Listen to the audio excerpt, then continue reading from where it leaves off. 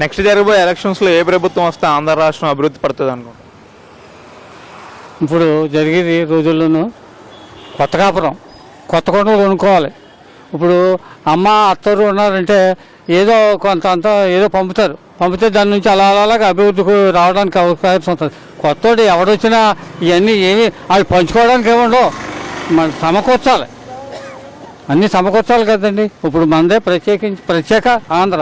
ఇప్పుడు అందులో కంబైండ్ అయి ఉండేది కాబట్టి ఏదో తోసిపోయేది.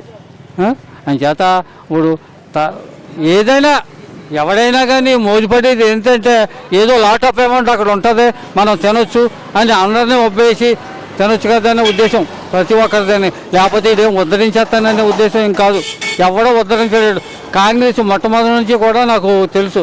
ఆయన వదిలేసేసి ఇప్పుడు దీంట్లోనే ఉన్నాం, నేను ఇందులో ఉన్నానని స్వలాభంతో మాట్లాడే మాటలు కాదు. ఇప్పుడు మనకు కనిపించినాయి కదా. ఆయన చేత నాకు కూడా పెన్షన్ ఇస్తున్నారు, 3000 పెన్షన్. ఎవరిని ఆశ్రయించవసరం లేదు. ఎవరు లేకపోతే ఆ కొడుకు ఇస్తాడా, కాలు ఇస్తుందా, లేకపోతే ఎవరెడతారని నాకు నేను చేయవలసిన కార్యక్రమాలు అన్నీ పూర్తి చేసేసుకున్నాను నా వయసులో. ఏమండి ఇప్పుడు నాకు లేవు, డబ్బులు లేవు. ఇప్పుడు ఆ డబ్బులు అందటంతో గనక మీతోటి బాబు ఎలాగని తీరడానికి అవకాశం ఉంటుంది. ఇది బాగుందంటారా? అంచేత కొత్తోడు ఎవడొచ్చినా వస్తాడు అని ఆయన అనుకుంటారు.